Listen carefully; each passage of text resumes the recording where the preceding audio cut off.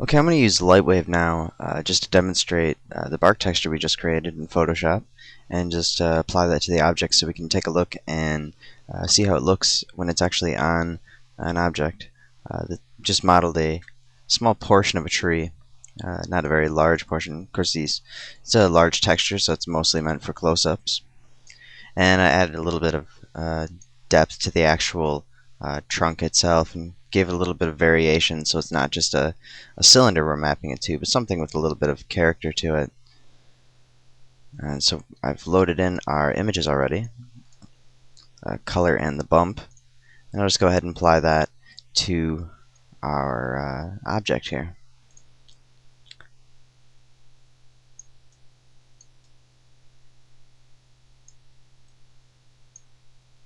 And of course, it really depends on which 3D program you're using, but in this case, it should be fine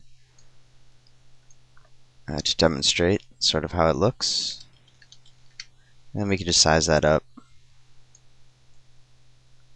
And now, because of the type of mapping I'm using, cubic, it might not look perfect, and cubic mapping always seems to create some seams in there, as we can see one actually right here, and that has nothing to do with the actual texture, just the way it's being mapped onto this object.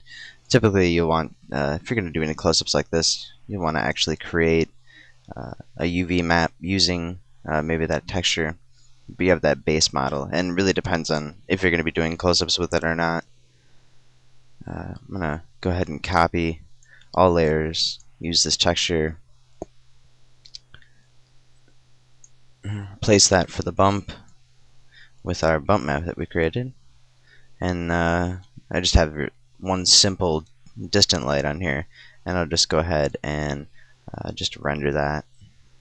And we could just use F prime.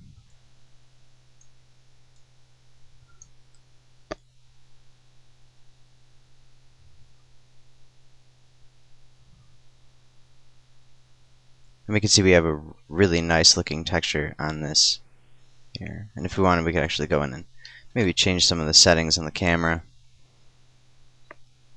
and actually go in there and add some anti-aliasing. Maybe I'll render just a little bit larger, and actually use Lightwave's native renderer.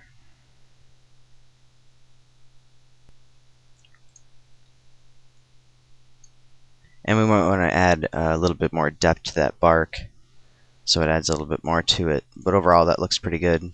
I'll just go do that bark right now, and I'll bring it up to intensify it by about 500% and see how good that looks. And that looks pretty good right now. That might even be a little high for that bump map, but overall we get a good look. And we could always add that diffusion on there as well using the same bump map.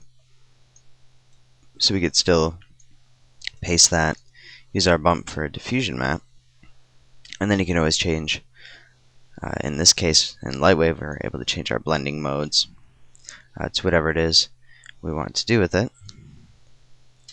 But I'll just kind of use something simple here, and then go ahead and render that once again.